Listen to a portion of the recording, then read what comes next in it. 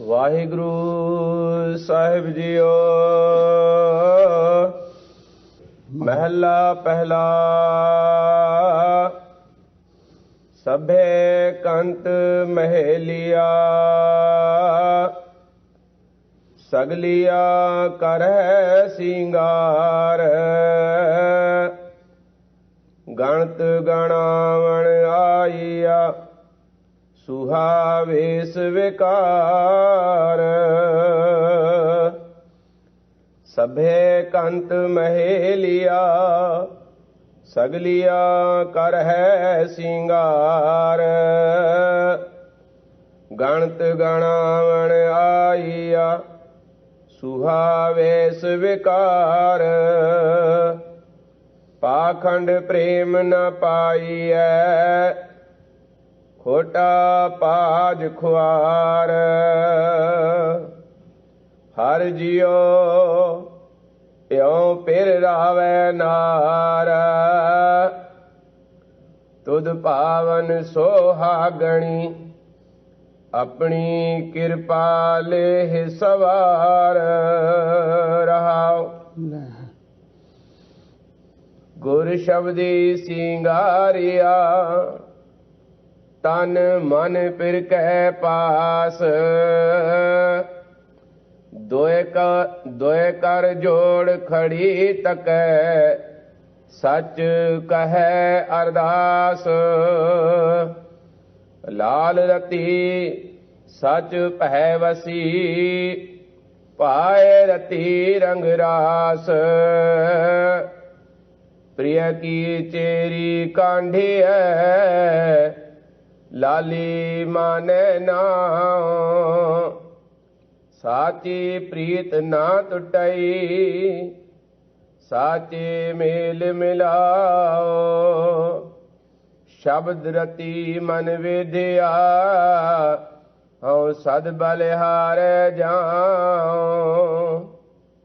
ਸਾ ਧਨ ਰੰਡ ਨਾ ਬੈਸਈ, ਜੇ ਸਤਿਗੁਰ ਮਾਹੇ ਸਮਾਏ। ਪਿਰਰੀ ਸਾਲੂ ਨਉ ਤਨੋ, ਸਾਚੋ ਮਰੈ ਨ ਜਾਏ। ਨਿਤ ਰਵੈ ਸੁਹਾਗਣੀ, ਸਾਚੀ ਨਦਰ ਰਜਾਏ।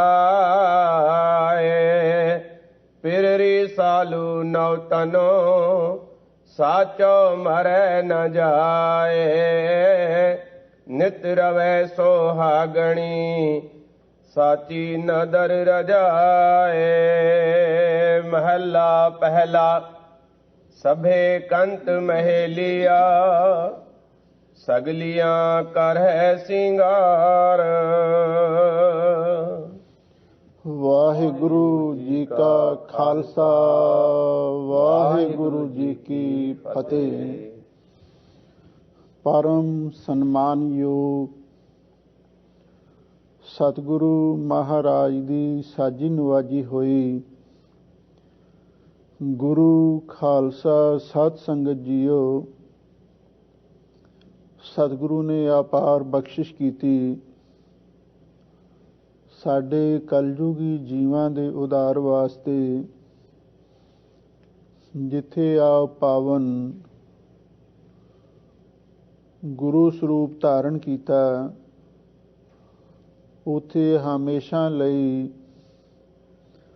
ਸਰਬੱਤ ਜੀਵਾਂ ਦੀ ਕਲਿਆਣ ਵਾਸਤੇ ਪਾਵਨ ਅੰਮ੍ਰਿਤ ਰੂਪ ਇਲਾਹੀ ਬਾਣੀ ਉਚਾਰਨ ਕੀਤੀ। ਇਸ ਬਾਣੀ ਦਾ ਸੰਬੰਧ ਰਾਗ ਤੇ ਕਾਵ ਦੇ ਨਾਲ ਹੈ। ਰਾਗ ਤੇ ਕਾਵ ਇਹ ਬਹੁਤ ਕੋਮਲ ਕਲਾ ਹਨ। ਸਾਹਿਬ ਸਤਿਗੁਰੂ ਸੱਚੇ ਪਾਤਸ਼ਾਹ ਨੇ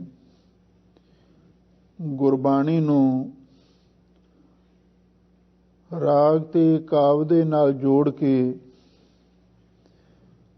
ਜੋ ਸਾਨੂੰ ਪਾਵਨ ਪਵਿੱਤਰ ਉਪਦੇਸ਼ ਬਖਸ਼ੇ ਹਨ, ਇੱਕ ਸੋਨੇ ਤੇ ਸੁਹਾਗੇ ਵਾਲਾ ਕੰਮ ਕੀਤਾ ਹੈ। ਕਿਉਂਕਿ ਕਾਵ ਤੇ ਸੰਗੀਤ ਇਹਨਾਂ ਦਾ ਐਸਾ ਡੂੰਘਾ ਪ੍ਰਭਾਵ ਪੈਂਦਾ ਹੈ। ਤੁਸੀਂ ਧਿਆਨ ਦੇ ਨਾਲ ਵੇਖਿਆ ਹੋਣਾ, ਬੀਨ ਨੂੰ ਸੁਣ ਕੇ ਸੱਪ ਵੀ ਮਹਿਲਣ ਲੱਗ ਜਾਂਦਾ ਹੈ। ਇਹਦਾ ਮਤਲਬ ਇਹ ਸੰਗੀਤ ਦਾ ਅਸਰ, ਕੋਮਲ ਕਲਾ ਦਾ ਅਸਰ ਮਨੁੱਖੀ ਮਨ ਤੇ ਹੀ ਨਹੀਂ ਬਲਕਿ ਜ਼ਹਿਰੀਲੇ ਜਾਨਵਰਾਂ ਤੇ ਵੀ ਪੈਂਦਾ ਹੈ। ਜਦੋਂ ਕੋਈ ਨਾ ਕੋਈ ਰਾਗ ਸੰਗੀਤ ਆਲਾਪਿਆ ਜਾਂਦਾ ਹੈ, ਲੋਕ ਮਸਤੀ ਵਿੱਚ ਝੂਮਣ ਲੱਗ ਜਾਂਦੇ ਹਨ। ਸਾਹਿਬ ਸਤਿਗੁਰੂ ਸੱਚੇ ਪਾਤਸ਼ਾਹ ਨੇ ਇਸੇ ਲਈ ਰਾਗ ਤੇ ਕਾਵਿ ਦੇ ਅੰਦਰ ਇਸ ਪਵਿੱਤਰ ਬਾਣੀ ਨੂੰ ਉਚਾਰਨ ਕੀਤਾ ਹੈ ਕਿ ਗੁਰਬਾਣੀ ਦਾ ਪ੍ਰਭਾਵ ਡੂੰਘਾ ਸਾਡੇ ਮਨ ਤੇ ਪੈ ਸਕੇ। ਧੰਨ ਗੁਰੂ ਨਾਨਕ ਦੇਵ ਮਹਾਰਾਜ ਸੱਚੇ ਪਾਤਸ਼ਾਹ ਆਪ ਨਾਰਾਇਣ ਕਲਾ ਧਾਰ ਜਗ ਮੈਂ ਪਰਵਰਿਓ, ਨਿਰੰਕਾਰ ਆਕਾਰ ਜੋਤ ਜਗ ਮੰਡਲ ਕਰਿਓ। ਸ੍ਰੀ ਰਾਗ ਦੇ ਅੰਦਰ ਅਸ਼ਟਪਦੀਆਂ ਰਚਨਾਵਾਂ ਦੇ ਅੰਦਰ ਪਾਵਨ ਪਵਿੱਤਰ ਉਪਦੇਸ਼ ਬਖਸ਼ਿਸ਼ ਕਰ ਰਹੇ ਹਨ। ਭਾਵੇਂ ਕੱਲ ਵੀ ਸੰਗਤਾਂ ਨੇ ਵਿਚਾਰ ਸਰਵਣ ਕੀਤੀ ਸੀ। ਅਸ਼ਟਪਦੀ ਕਾਵ ਰਚਨਾ ਵੀ ਛੰਦਾ ਹੀ ਨਾਮ ਹੈ। ਜੇ ਅਸ਼ਟਪਦੀ ਦੇ ਅਖਰੀ ਅਰਥਾਂ ਵੱਲ ਵਿਚਾਰ ਕਰੀਏ, ਅਸ਼ਟਪਦੀ 8 ਪੌੜੀਆਂ ਵਾਲੀ ਰਚਨਾ ਨੂੰ ਆਖਿਆ ਜਾਂਦਾ ਹੈ। ਵਧੇਰੇ ਕਰਕੇ ਅਸ਼ਟਪਦੀਆਂ 8 ਪੌੜੀਆਂ ਵਾਲੀਆਂ ਹੀ ਰਚਨਾਵਾਂ ਹੁੰਦੀਆਂ ਹਨ। ਕਈ ਵਾਰੀ ਕਦੀ ਕੋਈ ਪੌੜੀ ਵੱਧ ਘੱਟ ਵੀ ਆ ਜਾਂਦੀ ਹੈ। ਉਥੇ ਇਸ ਨੂੰ ਕਾਵਿ ਰਚਨਾ ਦਾ ਛੰਦ ਸਮਝ ਕੇ ਕਵੀ ਦੀ ਆਪਣੀ ਸੁਤੰਤਰਤਾ ਹੀ ਵਿਚਾਰਨੀ ਚਾਹੀਦੀ ਹੈ। ਧੰਨ ਗੁਰੂ ਨਾਨਕ ਦੇਵ ਮਹਾਰਾਜ ਸੱਚੇ ਪਾਤਸ਼ਾਹ ਇਸ ਸ਼ਬਦ ਦੇ ਆਰੰਭ ਦੇ ਅੰਦਰ ਕੇਵਲ ਮਹੱਲਾ ਪਹਿਲਾ ਹੀ ਲਿਖਿਆ ਹੈ। ਭਾਵੇਂ ਇਹ ਸ਼੍ਰੀ ਰਾਗ ਦੀਆਂ ਅਸ਼ਟਪਦੀਆਂ ਚੱਲ ਰਹੀਆਂ ਹਨ, ਪਰ ਇੱਥੇ ਸ੍ਰੀ ਰਾਗ ਦਾ ਨਾਮ ਨਹੀਂ ਅੰਕਿਤ ਕੀਤਾ। ਇਹ ਗੁਰੂ ਦੀ ਆਪਣੀ ਮੌਜ ਹੈ, ਪਰ ਪਿੱਛੋਂ ਸ੍ਰੀ ਰਾਗ ਅਸ਼ਟਪਦੀਆਂ ਚੱਲ ਰਹੀਆਂ ਹਨ, ਇਸ ਲਈ ਉਹਨਾਂ ਦੇ ਨਾਲ ਦਾ ਹੀ ਦੂਸਰਾ ਸ਼ਬਦ ਇਹ ਹੈ। ਮਹੱਲਾ ਪਹਿਲਾ ਧੰਨ ਗੁਰੂ ਨਾਨਕ ਦੇਵ ਮਹਾਰਾਜ ਦਾ ਇਹ ਪਵਿੱਤਰ ਪ੍ਰਤੀਕ ਹੈ। ਇਸ ਪਾਵਨ ਸ਼ਬਦ ਦੇ ਅੰਦਰ ਸਾਹਿਬ ਸਤਿਗੁਰੂ ਸੱਚੇ ਪਾਤਸ਼ਾਹ ਨੇ ਇਸਤਰੀ ਰੂਪਕ ਅਲੰਕਾਰ ਦੇ ਅੰਦਰ ਉਸ ਅਕਾਲ ਪੁਰਖ ਵਾਹਿਗੁਰੂ ਪਰਮੇਸ਼ਰ ਦੇ ਮਿਲਾਪ ਦਾ ਉਪਦੇਸ਼ ਬਖਸ਼ਿਸ਼ ਕੀਤਾ ਹੈ। 2 ਕਿਸਮ ਦੀਆਂ ਇਸਤਰੀਆਂ ਸੰਸਾਰ ਦੇ ਵਿੱਚ ਹੁੰਦੀਆਂ ਹਨ। ਇੱਕ ਸੁਹਾਗਣਾ ਹੁੰਦੀਆਂ ਹਨ, ਦੂਸਰੀਆਂ ਦੁਹਾਗਣਾ ਹੁੰਦੀਆਂ ਹਨ। ਗੁਰਮੁਖਾਂ ਨੂੰ ਸੁਹਾਗਣਾ ਦੇ ਨਾਲ ਤਸ਼ਬੀਹ ਦਿੱਤੀ ਹੈ ਤੇ ਮਨਮੁਖਾਂ ਨੂੰ ਦੁਹਾਗਣਾ ਦੇ ਨਾਲ ਤਸ਼ਬੀਹ ਦਿੱਤੀ ਹੈ। ਰਹਾਉ ਦੀਆਂ ਪੰਕਤੀਆਂ ਅੰਦਰ ਹਜ਼ੂਰ ਫਰਮਾਉਂਦੇ ਹਨ, ਹਰ ਜੀਓ ਇਉਂ ਪਿਰ ਰਾਵੈ ਨਾਰ, ਤੁਧ ਭਾਵਨ ਸੁਹਾਗਣੀ, ਆਪਣੀ ਕਿਰਪਾ ਲਹਿ ਸਵਾਰ। ਰਹਾਉ ਇਹ ਸਿਧਾਂਤਰੂ ਪੰਕਤੀਆਂ ਹਨ। ਹਰ ਲਗ ਮਾਤਰ ਦਾ ਵੇਖ ਕੇ ਸਹੀ ਉਚਾਰਨ ਕਰਨਾ ਹੈ। ਹਰ ਜੀਓ ਇਉਂ ਪਿਰ ਰਾਵੈ ਨਾਰ। ਧੰਨ ਗੁਰੂ ਨਾਨਕ ਦੇਵ ਮਹਾਰਾਜ ਸੱਚੇ ਪਾਤਸ਼ਾਹ ਅਕਾਲ ਪੁਰਖ ਵਾਹਿਗੁਰੂ ਨੂੰ ਸੰਬੋਧਨ ਕਰਕੇ ਇਹ ਪਵਿੱਤਰ ਵਾਕ ਉਚਾਰਨ ਕਰ ਰਹੇ ਹਨ। ਹਰ ਜੀਓ ਐ ਅਕਾਲ ਪੁਰਖ ਵਾਹਿਗੁਰੂ ਪਰਮੇਸ਼ਰ ਜੀਓ, ਇਉਂ ਪਿਰ ਰਾਵੈ ਨਾਰ। ਇਹ ਜੀਵ ਰੂਪ ਇਸਤਰੀ ਇਸ ਢੰਗ ਦੇ ਨਾਲ ਆਪ ਜੀ ਨੂੰ ਪਤੀ ਬਣਾ ਕੇ ਰਾਵੈ, ਤੁਹਾਡਾ ਆਨੰਦ ਮਾਣ ਸਕਦੀ ਹੈ। ਕਿਵੇਂ? ਤੁਧ ਭਾਵਨ ਸੁਹਾਗਣੀ ਆਪਣੀ ਕਿਰਪਾ ਲਹਿ ਸਵਾਰ। ਹੇ ਵਾਹਿਗੁਰੂ ਜੀ, ਜਿਹੜੀ ਜੀਵ ਰੂਪ ਇਸਤਰੀ ਤੁਧ ਭਾਵਨ ਤੈਨੂੰ ਭਾ ਜਾਂਦੀ ਹੈ, ਤੈਨੂੰ ਪਸੰਦ ਆ ਜਾਂਦੀ ਹੈ, ਆਪਣੀ ਕਿਰਪਾ ਲਹਿ ਸਵਾਰ। ਉਸ ਨੂੰ ਆਪਣੀ ਕਿਰਪਾ ਕਰਕੇ ਤੂੰ ਆਪ ਹੀ ਸਵਾਰ ਲੈਣਾ, ਉਸ ਦੀ ਜ਼ਿੰਦਗੀ ਨੂੰ ਸਵਾਰ ਦੇਣਾ, ਉਸ ਦੇ ਜੀਵਨ ਦੇ ਸਿੱਕੇ ਨੂੰ ਘੜ ਦੇਣਾ, ਤੇ ਜਿਸ ਦਾ ਜੀਵਨ ਸਵਰ ਜਾਵੇ ਸੁਹਾਗਣੀ, ਫਿਰ ਉਹ ਸੁਹਾਗਵੰਤੀ ਬਣ ਜਾਂਦੀ ਹੈ। ਤੇ ਜਿਹੜੀ ਸੁਹਾਗਵੰਤੀ ਬਣ ਜਾਵੇ ਉਹਨੂੰ ਹੀ ਹੇ ਪਰਮੇਸ਼ਰ ਪਤੀ ਜੀ ਤੁਸੀਂ ਆਨੰਦ ਬਖਸ਼ਿਸ਼ ਕਰਦੇ ਹੋ। ਸੁਹਾਗਣੀ ਉਹ ਹੁੰਦੀ ਹੈ, ਨਾਨਕ ਸੁਹਾਗਣ ਕਾ ਕਿਆ ਚਿਹਨ ਹੈ, ਅੰਤਰ ਸੱਚ ਮੁਖ ਉਜਲਾ, ਖਸਮੈ ਮਾਹੇ ਸਮਾਹੇ। ਉਹਦੇ ਅੰਦਰ ਸੱਚ ਹੁੰਦਾ ਹੈ, ਉਹਦਾ ਮੂੰਹ ਉਜਲਾ ਹੁੰਦਾ ਹੈ, ਉਹ ਆਪਣੇ ਪਤੀ ਦੇ ਪਿਆਰ ਦੇ ਵਿੱਚ ਲੀਨ ਹੋਈ ਰਹਿੰਦੀ ਹੈ।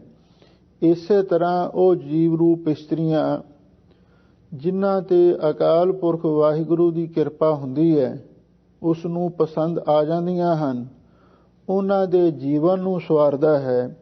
ਜਿਨ੍ਹਾਂ ਦਾ ਜੀਵਨ ਸਵਰ ਜਾਵੇ ਉਹ ਸੁਹਾਗਣਾ ਬਣ ਜਾਂਦੀਆਂ ਨੇ, ਤੇ ਜਦੋਂ ਸੁਹਾਗਣਾ ਬਣ ਜਾਣ, ਹਰ ਜੀਓ ਇਉਂ ਪਿਰ ਰਾਵੈ ਨਾਰ। ਇਸ ਢੰਗ ਦੇ ਨਾਲ ਸੁਹਾਗਣਾ ਨੂੰ ਹੀ ਉਹ ਅਕਾਲ ਪੁਰਖ ਵਾਹਿਗੁਰੂ ਪਰਮੇਸ਼ਰ ਪਤੀ ਹੋ ਕੇ ਸੁਖ ਪ੍ਰਦਾਨ ਕਰਦਾ ਹੈ। ਲੋ ਹੁਣ ਆਰੰਭ ਤੋਂ ਧੰਨ ਗੁਰੂ ਨਾਨਕ ਦੇਵ ਮਹਾਰਾਜ ਸੱਚੇ ਪਾਤਸ਼ਾਹ ਪਾਵਨ ਪਵਿੱਤਰ ਉਪਦੇਸ਼ ਬਖਸ਼ਿਸ਼ ਕਰ ਰਹੇ ਹਨ। ਸੰਗਤਾਂ ਪ੍ਰੇਮ ਦੇ ਨਾਲ ਸੁਣੋ ਤੇ ਇੱਕ ਵਾਰੀ ਪਿਆਰ ਦੇ ਨਾਲ ਆਖੋ, ਸਤਿਨਾਮ ਸ੍ਰੀ ਵਾਹਿਗੁਰੂ ਸਾਹਿਬ ਜੀਓ। ਮਹੱਲਾ ਪਹਿਲਾ। ਸਭੇ ਕੰਤ ਮਹੇਲੀਆ, ਸਗਲੀਆਂ ਕਰ ਹੈ ਸਿੰਗਾਰ। ਧੰਨ ਗੁਰੂ ਨਾਨਕ ਦੇਵ ਮਹਾਰਾਜ ਸੱਚੇ ਪਾਤਸ਼ਾਹ ਫਰਮਾਉਂਦੇ ਨੇ, ਗੁਰਮੁਖੋ, ਸਭੇ ਕੰਤ ਮਹੇਲੀਆਂ, ਜਿਤਨੀਆਂ ਵੀ ਰੂਹਾਂ ਹਨ, ਜਿਤਨੀਆਂ ਵੀ ਆਤਮਾਵਾਂ ਹਨ, ਜਿਤਨੀਆਂ ਵੀ ਜੀਵ ਰੂਪ ਇਸਤਰੀਆਂ ਹਨ, ਇਹ ਸਾਰੀਆਂ ਹੀ ਉਸ ਪਤੀ ਪਰਮੇਸ਼ਰ ਦੀਆਂ ਇਸਤਰੀਆਂ ਹਨ। ਸਗਲੀਆਂ ਕਰਹਿ ਸਿੰਗਾਰ, ਇਹ ਸਾਰੀਆਂ ਹੀ ਆਪੋ ਆਪਣਾ ਸ਼ਿੰਗਾਰ ਕਰਦੀਆਂ ਨੇ। ਸ਼ਿੰਗਾਰ ਪਤੀ ਨੂੰ ਪ੍ਰਸੰਨ ਕਰਨ ਵਾਸਤੇ ਹੁੰਦਾ ਹੈ। ਇਸ ਲਈ ਜਿਤਨੀਆਂ ਵੀ ਜੀਵ ਰੂਪ ਇਸਤਰੀਆਂ ਨੇ, ਉਹ ਉਸ ਪਤੀ ਪਰਮੇਸ਼ਰ ਨੂੰ ਪ੍ਰਸੰਨ ਕਰਨ ਵਾਸਤੇ ਸ਼ਿੰਗਾਰ ਵੀ ਕਰਦੀਆਂ ਨੇ। ਸ਼ਿੰਗਾਰ ਤੋਂ ਮੁਰਾਦ ਹੈ ਆਪਣੀ ਸੁੰਦਰਤਾ ਤੇ ਆਪਣੀ ਖੂਬਸੂਰਤੀ ਵਧਾਉਣ ਵਾਸਤੇ ਇਸਤਰੀਆਂ ਅਕਸਰ ਸ਼ਿੰਗਾਰ ਕਰਦੀਆਂ ਨੇ। ਕੁਝ ਸ਼ਿੰਗਾਰ ਕੁਦਰਤੀ ਵੀ ਹਨ, ਇਸ ਲਈ 16 ਸ਼ਿੰਗਾਰ ਕੁਦਰਤੀ ਮੰਨੇ ਹੋਏ ਹਨ, ਤੇ ਬਾਕੀ ਕੁਝ ਸ਼ਿੰਗਾਰ ਇਸਤਰੀਆਂ ਆਪਣੀ ਇੱਛਾ ਅਨੁਸਾਰ ਕਰਦੀਆਂ ਨੇ। ਹਜ਼ੂਰ ਕਹਿੰਦੇ ਨੇ, ਜਿਤਨੀਆਂ ਵੀ ਜੀਵ ਰੂਪ ਇਸਤਰੀਆਂ ਨੇ, ਇਹ ਉਸ ਪਤੀ ਪਰਮੇਸ਼ਰ ਨੂੰ ਪ੍ਰਸੰਨ ਕਰਨ ਦੇ ਲਈ ਤਰ੍ਹਾਂ ਤਰ੍ਹਾਂ ਦੇ ਸਾਧਨਾਂ ਦੇ ਸ਼ਿੰਗਾਰ ਕਰਦੀਆਂ ਹਨ। ਗਣਤ ਗਣਾਵਣ ਆਈਆ, ਸੁਹਾਵੇਸ ਵਿਕਾਰ। ਸਾਹਿਬ ਸਤਿਗੁਰੂ ਸੱਚੇ ਪਾਤਸ਼ਾਹ ਫਰਮਾਉਂਦੇ ਨੇ, ਕਈ ਜੀਵ ਰੂਪ ਇਸਤਰੀਆਂ ਵੀ ਬਹੁਤ ਭਟਕੀਲਾ ਲਿਬਾਸ ਧਾਰਨ ਕਰਕੇ ਆਉਂਦੀਆਂ ਨੇ। ਸੂਹਾ ਵੇਸ ਵਿਕਾਰ, ਜਿਹੜਾ ਸੂਹਾ ਰੰਗ ਹੈ, ਗੂੜਾ ਲਾਲ ਰੰਗ ਹੈ, ਇਹ ਵਿਕਾਰਾਂ ਨੂੰ ਪੈਦਾ ਕਰਦਾ ਹੈ। ਇਸੇ ਲਈ ਹਜ਼ੂਰ ਕਹਿੰਦੇ ਨੇ, ਕਈ ਇਸਤਰੀਆਂ ਐਸੀਆਂ ਨੇ, ਉਹ ਭੜਕੀਲੇ ਰੰਗ ਦੇ ਕੱਪੜੇ ਪਾ ਕੇ ਉਹ ਆਪਣੇ ਪਤੀ ਦੇ ਪਾਸ ਆਉਣ ਦਾ ਯਤਨ ਕਰਦੀਆਂ ਹਨ। ਪਰ ਗਣਤ ਗਣਾਵਣ ਆਈਆਂ, ਉਹ ਤੇ ਆਪਣੇ ਆਪ ਨੂੰ ਸੁਹਾਗਣਾ ਦੀ ਗਿਣਤੀ ਵਿੱਚ ਗਿਣਾਉਣ ਵਾਸਤੇ ਆਉਂਦੀਆਂ ਨੇ, ਪਰ ਵਾਸਤਵ ਦੇ ਵਿੱਚ ਉਹ ਸੁਹਾਗਣਾ ਬਣ ਨਹੀਂ ਸਕਦੀਆਂ। ਕਿਉਂਕਿ ਜਿਹੜਾ ਉਹਨਾਂ ਦਾ ਭੜਕੀਲਾ ਲਿਬਾਸ ਹੈ ਉਹਨੂੰ ਉਹ ਅਕਾਲ ਪੁਰਖ ਵਾਹਿਗੁਰੂ ਪਰਮੇਸ਼ਰ ਪਤੀ ਪਸੰਦ ਨਹੀਂ ਕਰਦਾ। ਇਸੇ ਲਈ ਉਹ ਸੁਹਾਗਣਾ ਨਹੀਂ ਬਣ ਸਕਦੀਆਂ। ਅਥਵਾ ਸੂਹਾ ਵੇਸ ਵਿਕਾਰ, ਜਿਹੜਾ ਮਾਇਆ ਦਾ ਰੰਗ ਇਹ ਸੂਹਾ ਰੰਗ ਹੈ ਅਤੇ ਮਨ ਦੇ ਵਿੱਚ ਵਿਕਾਰ ਪੈਦਾ ਕਰਦਾ ਹੈ। ਇਸੇ ਲਈ ਉਹ ਜੀਵ ਰੂਪ ਇਸਤਰੀਆਂ ਜਿਨ੍ਹਾਂ ਦੇ ਮਨ ਦੇ ਅੰਦਰ ਇਸ ਮਾਇਆ ਦਾ ਸੂਹਾ ਰੰਗ ਚੜਿਆ ਹੋਇਆ ਹੈ ਔਰ ਉਹ ਤਾਂ ਸਿਰਫ ਗਿਣਤੀ ਗਣਾਉਣ ਵਾਸਤੇ ਹੀ ਆਉਂਦੀਆਂ ਨੇ, ਪਰ ਉਹਨਾਂ ਨੂੰ ਵਾਹਿਗੁਰੂ ਪਰਮੇਸ਼ਰ ਕਦੀ ਵੀ ਪ੍ਰਵਾਨ ਨਹੀਂ ਕਰਦਾ। ਪਾਖੰਡ ਪ੍ਰੇਮ ਨ ਪਾਈਐ, ਖੋਟਾ ਪਾਜ ਖੁਆਰ। ਸਾਹਿਬ ਸਤਿਗੁਰੂ ਸੱਚੇ ਪਾਤਸ਼ਾਹ ਫਰਮਾਉਂਦੇ ਹਨ ਬਈ ਪਖੰਡ ਦੇ ਨਾਲ, ਭਾਵ ਕੇਵਲ ਉਤੋਂ ਭੇਖ ਧਾਰਨ ਕਰਨ ਦੇ ਨਾਲ ਹੀ ਉਸ ਪਰਮੇਸ਼ਰ ਪਤੀ ਦਾ ਪ੍ਰੇਮ ਨਹੀਂ ਪ੍ਰਾਪਤ ਹੋ ਸਕਦਾ। ਯਾਦ ਰੱਖੋ, ਪਖੰਡ ਦੇ ਨਾਲ ਕਦੇ ਰੱਬ ਖੁਸ਼ ਨਹੀਂ ਹੁੰਦਾ। ਖੋਟਾ ਪਾਜ ਖੁਆਰ, ਜਿਹੜਾ ਖੋਟਾ ਪਾਜ ਹੈ ਨਾ, ਬਹੁਤਾ ਭੜਕੀਲਾ ਜਿਹੜਾ ਲਿਬਾਸ ਹੈ ਉਹ ਤੇ ਖੁਆਰ ਕਰਨ ਵਾਲਾ ਹੈ। ਜੇ ਅੰਦਰੋਂ ਪ੍ਰੇਮ ਨਹੀਂ, ਦਿਲ ਦੀ ਭਾਵਨਾ ਸਾਫ਼ ਨਹੀਂ, ਤੇ ਚਾਹੇ ਕੱਪੜੇ ਕਿੰਨੇ ਵੀ ਭੜਕੀਲੇ ਕੋਈ ਪਾ ਲਵੇ, ਚਾਹੇ ਕਿੰਨੇ ਵੀ ਚਮਕਦੇ ਪਾ ਲਵੇ, ਪਰ ਵਾਹਿਗੁਰੂ ਪ੍ਰਸੰਨ ਨਹੀਂ ਹੋਵੇਗਾ। ਕਿਉਂਕਿ ਵਾਹਿਗੁਰੂ ਬਾਹਰਲੇ ਭੇਖ ਤੇ ਤਾਂ ਕਦੇ ਪ੍ਰਸੰਨ ਹੁੰਦਾ ਹੀ ਨਹੀਂ। ਖੋਟਾ ਪਾਜ ਖੁਆਰ, ਜਿਹੜਾ ਭਾਈ ਖੋਟਾ ਪਾਜ ਮੁਲੰਮੇ ਦਾ ਪਾਜ ਉਹ ਤੇ ਖੁਆਰ ਕਰਦਾ ਹੈ। ਹਰ ਜੀਉ ਇਉ ਪੇਰ ਰਾਵੈ ਨਾਰ, ਤੁਧ ਪਾਵਨ ਸੁਹਾਗਣੀ, ਆਪਣੀ ਕਿਰਪਾ ਲੈ ਸਵਾਰ। ਰਹਾਉ ਗੁਰ ਸ਼ਬਦੀ ਸਿੰਗਾਰਿਆ, ਤਨ ਮਨ ਪਿਰ ਕੈ ਪਾਸ। ਰਹਾਉ ਦੀਆਂ ਪੰਕਤੀਆਂ ਅੰਦਰ ਧੰਨ ਗੁਰੂ ਨਾਨਕ ਦੇਵ ਮਹਾਰਾਜ ਨੇ ਅਕਾਲ ਪੁਰਖ ਨੂੰ ਸੰਬੋਧਨ ਕਰਕੇ ਇਹ ਪਵਿੱਤਰ ਵਾਕ ਉਚਾਰਨ ਕੀਤਾ ਹੈ। ਹਰ ਜੀਓ ਇਉਂ ਪੈਰ ਰਾਵੈ ਨਾਰ, ਹੇ ਵਾਹਿਗੁਰੂ ਜੀਓ, ਇਸ ਤਰ੍ਹਾਂ ਤੁਸੀਂ ਪਤੀ ਹੋ ਕੇ ਜੀਵ ਰੂਪ ਇਸਤਰੀ ਨੂੰ ਸੁਖ ਪ੍ਰਦਾਨ ਕਰਦੇ ਹੋ। ਕਿਵੇਂ? ਤੁਧ ਭਾਵਨ, ਜਿਹੜੀ ਜੀਵ ਰੂਪ ਇਸਤਰੀ ਤੁਹਾਨੂੰ ਪਾ ਜਾਂਦੀ ਹੈ, ਪਸੰਦ ਆ ਜਾਂਦੀ ਹੈ, ਆਪਣੀ ਕਿਰਪਾ ਲਹਿ ਸਵਾਰ, ਆਪਣੀ ਕਿਰਪਾ ਕਰਕੇ ਉਸਦੇ ਜੀਵਨ ਨੂੰ, ਜ਼ਿੰਦਗੀ ਨੂੰ ਸਵਾਰ ਲੈਣਾ। ਤੇ ਜਿਸ ਨੇ ਆਪਣੀ ਜ਼ਿੰਦਗੀ ਨੂੰ ਸਵਾਰ ਲਿਆ ਉਹੀ ਸੁਹਾਗਣ ਬਣਦੀ ਹੈ, ਉਹੀ ਸੁਹਾਗਵੰਤੀ ਹੁੰਦੀ ਹੈ। ਉਸੇ ਨੂੰ ਤੂੰ ਸੁਖ ਦੇਣਾ ਹੈ, ਉਹੀ ਤੇਰੀਆਂ ਖੁਸ਼ੀਆਂ ਤੇ ਤੇਰਾ ਆਨੰਦ ਮਾਣ ਸਕਦੀ ਹੈ। ਰਹਾਉ ਵਿਸਰਾਮ ਦੇ ਕੇ ਹਜ਼ੂਰ ਅੱਗੇ ਫਰਮਾਉਂਦੇ ਹਨ, ਗੁਰ ਸ਼ਬਦੀ ਸਿੰਗਾਰੀਆਂ, ਜਿਹੜੀਆਂ ਗੁਰਮੁਖ ਰੂਹਾਂ ਨੇ ਉਹਨਾਂ ਨੇ ਗੁਰੂ ਸ਼ਬਦਾਂ ਦੁਆਰਾ, ਭਾਵ ਜੋ ਗੁਰਬਾਣੀ ਵਿੱਚ ਉਪਦੇਸ਼ ਦਿੱਤੇ ਗਏ ਹਨ, ਕਿਉਂਕਿ ਸਤਿਗੁਰੂ ਦਰਗਾਹੀ ਵਿਚੋਲੇ ਨੇ, ਜੋ ਸਤਿਗੁਰੂ ਨੇ ਉਪਦੇਸ਼ ਦਿੱਤੇ ਹਨ ਔਰ ਇਹਨਾਂ ਨੂੰ ਧਾਰਨ ਕਰਨਾ ਇਹ ਸਾਡਾ ਸ਼ਿੰਗਾਰ ਹੈ। ਗੁਰ ਸ਼ਬਦੀ ਸਿੰਗਾਰੀਆਂ, ਜਿਹੜੀਆਂ ਗੁਰਮੁਖ ਰੂਹਾਂ ਨੇ ਉਹਨਾਂ ਨੇ ਗੁਰੂ ਉਪਦੇਸ਼ ਦੁਆਰਾ ਸ਼ੁਭ ਗੁਣਾਂ ਦਾ, ਸਿੱਖੀ ਦੇ ਸਾਧਨਾਂ ਦਾ, ਗੁਰਮੁਖ ਨਾਮ ਦਾਨ ਇਸ਼ਨਾਨ ਦਾ ਸ਼ਿੰਗਾਰ ਕੀਤਾ ਹੈ। ਤਨ ਮਨ ਪਿਰ ਕੈ ਪਾਸ, ਤੇ ਆਪਣਾ ਤਨ ਵੀ ਤੇ ਮਨ ਵੀ ਪਰਮੇਸ਼ਰ ਪਤੀ ਦੇ ਪਾਸ ਅਰਪਣ ਕਰ ਦਿੱਤਾ ਹੈ। ਦੋਏ ਕਰ ਜੋੜ ਖੜੀ ਤਕੈ, ਸੱਚ ਕਹੈ ਅਰਦਾਸ। ਤੇ ਫਿਰ ਉਹ ਸੁਹਾਗਣ ਗੁਰਮੁਖ ਰੂਹ ਦੋਵੇਂ ਹੱਥ ਜੋੜ ਕੇ ਉਸ ਪਰਮੇਸ਼ਰ ਪਤੀ ਵੱਲ ਖੜੀ ਤੱਕਦੀ ਰਹਿੰਦੀ ਹੈ, ਭਾਵ ਉਸ ਦੇ ਹੁਕਮ ਦੀ ਉਡੀਕ ਕਰਦੀ ਹੈ ਬਈ ਮੈਨੂੰ ਪਤੀ ਵੱਲੋਂ ਕੀ ਹੁਕਮ ਹੁੰਦਾ ਹੈ। ਸੱਚ ਕਹੈ ਅਰਦਾਸ, ਤੇ ਇਸ ਦੇ ਨਾਲ ਹੀ ਸਾਹਿਬ ਸਤਿਗੁਰੂ ਸੱਚੇ ਪਾਤਸ਼ਾਹ ਫਰਮਾਉਂਦੇ ਨੇ, ਭਾਈ ਉਹ ਸੱਚ ਸਰੂਪ ਪਤੀ ਅੱਗੇ ਅਰਦਾਸ ਬੇਨਤੀ ਹੀ ਕਰਦੀ ਰਹਿੰਦੀ ਹੈ। ਕਦੇ ਹੰਕਾਰ ਵਿੱਚ ਤੇ ਕਦੇ ਹਉਮੈ ਦੇ ਵਿੱਚ ਨਹੀਂ ਕੁਛ ਵੀ ਬੋਲਦੀ।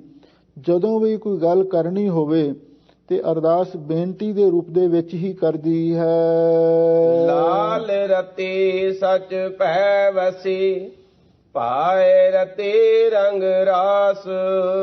ਸਾਹਿਬ ਸਤਿਗੁਰੂ ਸੱਚੇ ਪਾਤਸ਼ਾਹ ਫਰਮਾਉਂਦੇ ਨੇ, ਲਾਲ ਰਤੀ ਜਿਹੜੀ ਉਸ ਪਿਆਰੇ ਪਤੀ ਦੇ ਰੰਗ ਵਿੱਚ ਰੰਗੀ ਗਈ ਹੈ, ਸੱਚ ਭੈ ਵਸੀ, ਉਹ ਸੱਚੇ ਭੈ ਦੇ ਵਿੱਚ ਵਸ ਗਈ। ਕਿਉਂਕਿ ਭੈ ਵੀ ਜ਼ਰੂਰੀ ਹੈ।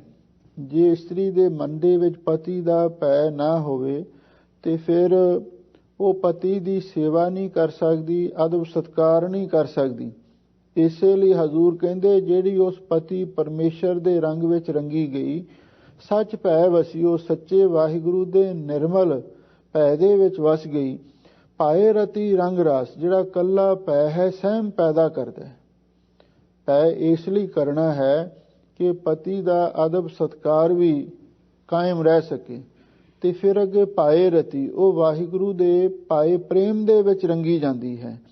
ਰੰਗ ਰਾਸ, ਫਿਰ ਉਹਨੂੰ ਉਸ ਵਾਹਿਗੁਰੂ ਪਰਮੇਸ਼ਰ ਦੇ ਪ੍ਰੇਮ ਦਾ, ਭਗਤੀ ਦਾ, ਨਾਮ ਦਾ ਸੰਪੂਰਨ ਰੰਗ ਚੜ ਜਾਂਦਾ ਹੈ।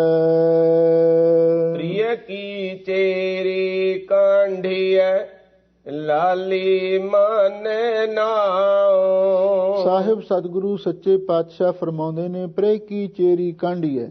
ਫਿਰ ਉਹ ਪਤੀ ਪਰਮੇਸ਼ਰ ਦੀ, ਚੇਰੀ ਦਾ ਅਰਥ ਹੈ ਦਾਸੀ, ਉਹ ਦਾਸੀ ਆਖੀ ਜਾਂਦੀ ਹੈ।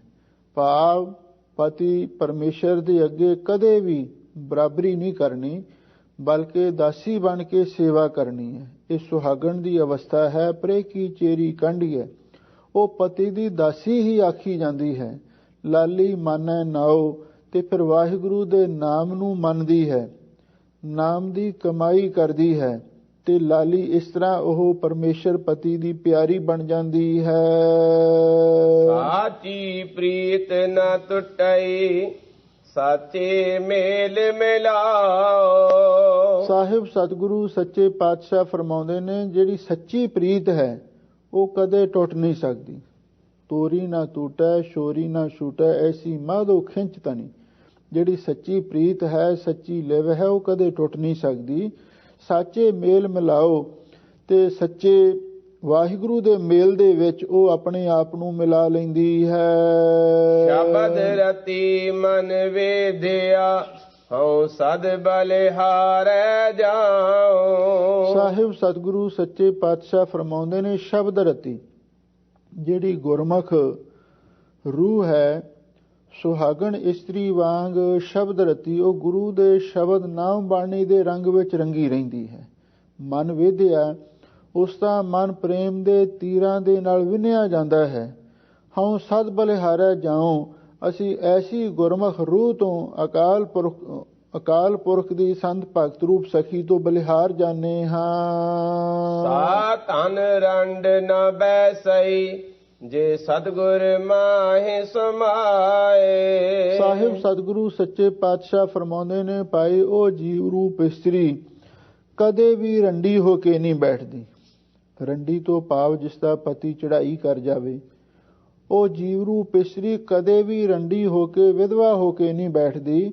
ਜੇ ਸਤਿਗੁਰ ਮਾਹੇ ਸਮਾਏ, ਜਿਹੜੀ ਸਤਿਗੁਰੂ ਦੇ ਪਿਆਰ ਦੇ ਵਿੱਚ ਤੇ ਸਤਿਗੁਰੂ ਦੇ ਪ੍ਰੇਮ ਦੇ ਵਿੱਚ ਸਮਾਈ ਰਹਿੰਦੀ ਹੈ। ਫਿਰ ਰੇ ਸਾਲੂ ਨਉ ਤਨੋ ਸਾਚੋ ਮਰੈ ਨਾ ਜਾਏ। ਕਿਉਂ? ਇਹਦਾ ਕਾਰਨ ਸਤਿਗੁਰੂ ਦੱਸਦੇ ਨੇ, ਉਹ ਪਤੀ ਪਰਮੇਸ਼ਰ ਰਿਸਾਲੂ ਬਹੁਤ ਸੁੰਦਰ ਹੈ ਤੇ ਨੌਤਨੋ ਨਿਤ ਨਵੇਂ ਤੋਂ ਨਵੇਂ ਆਨੰਦ ਬਖਸ਼ਿਸ਼ ਕਰਨ ਵਾਲਾ ਹੈ। ਸਾਚੋ, ਤੇ ਫਿਰ ਉਹ ਹਮੇਸ਼ਾ ਰਹਿਣ ਵਾਲਾ ਹੈ। ਮਰੈ ਨਾ ਜਾਏ, ਨਾ ਕਦੀ ਮਰਦਾ ਹੈ, ਨਾ ਕਦੀ ਛੱਡ ਕੇ ਜਾਂਦਾ ਹੀ ਹੈ। ਕਿਉਂਕਿ ਵਾਹਿਗੁਰੂ ਪਰਮੇਸ਼ਰ ਦੇ ਬਾਰੇ ਇਹ ਲਿਖਿਆ ਹੈ, ਆਦ ਸੱਚ ਜੁਗਾਦ ਸੱਚ ਹੈ ਪੀ ਸੱਚ, ਨਾਨਕ ਹੋਸੀ ਪੀ ਸੱਚ। ਇੱਕ ਵਾਹਿਗੁਰੂ ਦਾ ਇਹ ਵੀ ਨਿਯਮ ਹੈ, ਸਖੀ ਵਸ ਆਇਆ ਫਿਰ ਛੋੜ ਨਾ ਜਾਈ। ਇਹ ਰੀਤ ਭਲੀ ਭਗਵੰਤ ਹੈ। ਜਦੋਂ ਐਸਾ ਪਰਮੇਸ਼ਰ ਪਤੀ ਮਿਲ ਜਾਂਦਾ ਹੈ, ਮਿਲਦਾ ਗੁਰੂ ਦੀ ਕਿਰਪਾ ਨਾਲ ਹੀ ਹੈ, ਤੇ ਫਿਰ ਜਿਸ ਨੂੰ ਇੱਕ ਵਾਰੀ ਮਿਲ ਜਾਵੇ, ਉਹ ਜੀਵ ਰੂਪ ਇਸਤਰੀ ਕਦੇ ਰੰਡੀ ਹੋ ਕੇ, ਵਿਧਵਾ ਹੋ ਕੇ ਨਹੀਂ ਬੈਠ ਸਕਦੀ। ਨਿਤ ਰਵੈ ਸੁਹਾਗਣੀ ਸਾਚੀ ਨਦਰ ਰਜਾਏ। ਸਾਹਿਬ ਸਤਿਗੁਰੂ ਸੱਚੇ ਪਾਤਸ਼ਾਹ ਫਰਮਾਉਂਦੇ ਹਨ ਵੀ ਉਹ ਜੀਵ ਰੂਪ ਇਸਤਰੀ ਨੂੰ ਨਿਤ ਰਵੈ ਸੁਹਾਗਣੀ, ਉਹ ਜੀਵ ਰੂਪ ਇਸਤਰੀ ਹਮੇਸ਼ਾ ਲਈ ਸੁਹਾਗਣ ਹੋ ਕੇ ਉਸ ਪਤੀ ਪਰਮੇਸ਼ਰ ਦੇ ਰੰਗ ਨੂੰ ਮਾਣਦੀ ਹੈ। ਸਾਚੀ ਨਦਰ ਰਜਾਏ, ਉਸ ਪਤੀ ਪਰਮੇਸ਼ਰ ਦੀ ਸੱਚੀ ਨਜ਼ਰ ਤੇ ਨਾਲ ਰਜਾਏ, ਉਹਦੀ ਰਜਾ ਆਗਿਆ ਵਿੱਚ ਰਹਿ ਕੇ। ਭਾਵ ਜਿਹੜੀ ਉਸ ਪਰਮੇਸ਼ਰ ਪਤੀ ਦੀ ਕਿਰਪਾ ਦ੍ਰਿਸ਼ਟੀ ਦੀ ਪਾਤਰ ਬਣ ਜਾਂਦੀ ਹੈ ਤੇ ਉਹਦੀ ਰਜ਼ਾ ਵਿੱਚ ਚੱਲਦੀ ਹੈ ਤੇ ਉਹੀ ਸੁਹਾਗਣ ਬਣ ਕੇ ਹਮੇਸ਼ਾ ਲਈ ਪਤੀ ਪਰਮੇਸ਼ਰ ਦੇ ਆਨੰਦ ਨੂੰ ਮਾਣਦੀ ਹੈ। ਸਾਚ ਧੜੀ ਤਨ ਮਾਂਡੀਐ ਕਾਪੜ ਪ੍ਰੇਮ ਸਿੰਗਾਰ। ਸਾਹਿਬ ਸਤਿਗੁਰੂ ਸੱਚੇ ਪਾਤਸ਼ਾਹ ਫਰਮਾਉਂਦੇ ਹਨ, ਭਾਈ ਜਿਹੜੀ ਸੁਹਾਗਣ ਇਸਤਰੀ ਹੈ ਉਹਦਾ ਕਿਹੋ ਜਿਹਾ ਸ਼ਿੰਗਾਰ ਹੁੰਦਾ ਹੈ। ਸਾਜ ਤੜੀ ਤਨ ਮਾਂਡੀ ਹੈ, ਜਿਹੜੀ ਸੱਚ ਦੀ ਪ੍ਰਾਪਤੀ ਹੈ ਅਥਵਾ ਸੱਚੀ ਭਾਵਨਾ ਹੈ। ਇਹ ਉਹ ਜੀਵ ਰੂਪ ਇਸਤਰੀ ਧੜੀ ਦਾ ਅਰਥ ਹੈ, ਉਹ ਮਿੱਡੀਆਂ ਨੂੰ ਮਾਂਡੀਆਂ ਦਾ ਅਰਥ ਉਹ ਗੁੰਦਦੀ ਹੈ, ਸਜਾਉਂਦੀ ਹੈ, ਕਿਉਂਕਿ ਵਾਲਾਂ ਨੂੰ ਗੁੰਦਣਾ ਇਹ ਵੀ ਇੱਕ ਸ਼ਿੰਗਾਰ ਦੇ ਵਿੱਚ ਹੀ ਆਉਂਦਾ ਹੈ। ਸਾਜ ਤੜੀ ਤਨ ਮਾਂਡੀ ਹੈ, ਵੀ ਜਿਹੜੀ ਗੁਰਮੁਖ ਸੁਹਾਗਣ ਇਸਤਰੀ ਹੈ, ਜਿਹੜੀ ਸੱਚੀ ਭਾਵਨਾ ਹੈ, ਇਹ ਮਾਨੋ ਧੜੀ ਦਾ ਅਰਥ ਹੈ ਮਿੱਡੀਆਂ ਜਾਂ ਉਹ ਪੱਟੀਆਂ ਸਜਾਉਂਦੀ ਹੈ। ਕਾਪੜ ਪ੍ਰੇਮ ਸਿੰਗਾਰ, ਤੇ ਪ੍ਰੇਮ ਦਾ ਕਪੜਾ ਤੇ ਪ੍ਰੇਮ ਦਾ ਹੀ ਸ਼ਿੰਗਾਰ ਧਾਰਨ ਕਰਦੀ ਹੈ। ਚੰਦਨ ਚੀਤ ਵਸਾਇਆ ਮੰਦਰ 10ਵਾਂ ਦਵਾਰ। ਪਰ ਜਿਹੜਾ ਵਾਹਿਗੁਰੂ ਪਰਮੇਸ਼ਰ ਦਾ ਨਾਮ ਉਸਨੇ ਚਿੱਤ ਵਿੱਚ ਵਸਾਇਆ ਹੈ, ਇਹ ਮਾਨੋ ਉਸਨੇ ਚੰਦਨ ਦਾ ਲੇਪ ਕੀਤਾ ਹੈ, ਕਿਉਂਕਿ ਇੱਕ ਥਾਂ ਤੇ ਧੰਨ ਗੁਰੂ ਨਾਨਕ ਦੇਵ ਮਹਾਰਾਜ ਨੇ ਹੀ ਫਰਮਾਇਆ ਹੈ, ਤੇਰਾ ਨਾਮ ਕਰੀ ਚਨਨਾਠੀਆ ਜੇ ਮਨ ਉਰਸਾ ਹੋਏ, ਕਰਨੀ ਕੁੰਗੂ ਜੇਰਲੇ ਕਟ ਅੰਤਰ ਪੂਜਾ ਹੋਏ, ਪੂਜਾ ਕੀਚੈ ਨਾਮ ਤੇ ਆਈਐ ਬਿਨ ਨਾਵੈ ਪੂਜ ਨਾ ਹੋਏ। ਉਥੇ ਨਾਮ ਨੂੰ ਚੰਦਨ ਲਿਖਿਆ, ਚੰਦਨ ਚੀਤ ਵਸਾਇਆ, ਵੀ ਵਾਹਿਗੁਰੂ ਦਾ ਨਾਮ ਜੋ ਚਿੱਤ ਵਿੱਚ ਵਸਾਇਆ ਹੈ, ਇਹੀ ਮਾਨੋ ਉਸਨੇ ਚੰਦਨ ਮਲਿਆ ਹੈ। ਮੰਦਰ 10ਵਾਂ ਦਵਾਰ, ਤੇ ਆਪਣੀ ਸੁਰਤ ਨੂੰ 10ਵੇਂ ਦਵਾਰ ਦੇ ਵਿੱਚ ਚਿਦਾਕਾਸ਼ ਦੇ ਅੰਦਰ ਤੇ ਉਸ ਸਹਿਜ ਅਵਸਥਾ ਵਿੱਚ ਜੋ ਟਿਕਾਇਆ ਹੈ, ਇਹੀ ਮਾਨੋ ਉਸਨੇ ਆਪਣਾ ਘਰ ਬਣਾਇਆ ਹੈ। ਦੀਪਕ ਸ਼ਬਦ ਵਿਗਾਸਿਆ ਰਾਮ ਨਾਮ ਉਰਹਾਰ। ਤੇ ਗੁਰੂ ਦੇ ਸ਼ਬਦ ਦੁਆਰਾ ਉਸਨੇ ਗਿਆਨ ਦੇ ਦੀਪਕ ਨੂੰ ਆਪਣੇ ਅੰਦਰ ਪ੍ਰਕਾਸ਼ਮਾਨ ਕੀਤਾ ਹੈ। ਭਾਵ ਗੁਰਬਾਣੀ ਤੇ ਨਾਮ ਦੇ ਅਭਿਆਸ ਦੁਆਰਾ ਦੇਵੀ ਗਿਆਨ ਦਾ ਦੀਵਾ ਉਸਨੇ ਬਾਲਿਆ ਹੈ। ਰਾਮ ਨਾਮ ਔਰ ਹਾਰ ਤੇ ਵਾਹਿਗੁਰੂ ਦੇ ਨਾਮ ਦਾ ਹਾਰ ਵੀ ਪਰੋ ਕੇ ਉਸਨੇ ਗਲ ਵਿੱਚ ਪਾਇਆ ਹੈ। ਨਾਰੀ ਅੰਦਰ ਸੋਹਣੀ ਮਸਤਕ ਮਣੀ ਪਿਆਰ। ਸਾਹਿਬ ਸਤਿਗੁਰੂ ਸੱਚੇ ਪਾਤਸ਼ਾਹ ਫਰਮਾਉਂਦੇ ਨੇ, ਭਾਈ ਉਹ ਜਿਹੜੀ ਐਸੀ ਗੁਰਮੁਖ ਰੂਹ ਹੈ, ਹੋਰ ਨਾਰੀ ਜਿਹੜੀਆਂ ਵਾਹਿਗੁਰੂ ਦੀਆਂ ਸਖੀਆਂ ਨੇ, ਉਹਨਾਂ ਦੇ ਵਿੱਚ ਸੋਹਣੀ ਖੂਬਸੂਰਤ ਬਣ ਜਾਂਦੀ ਹੈ।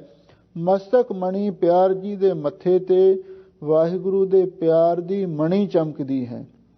ਮਣੀ ਬਿੰਦੀ ਨੂੰ ਵੀ ਆਖਿਆ ਹੈ, ਤੇ ਮਣੀ ਦਾ ਅਰਥ ਜਿਹੜੀ ਚਿਹਰੇ ਤੇ ਲਾਲੀ ਹੈ, ਉਸ ਨੂੰ ਵੀ ਮਣੀ ਦੇ ਨਾਲ ਤਸ਼ਬੀਹ ਦਿੱਤੀ ਜਾਂਦੀ ਹੈ।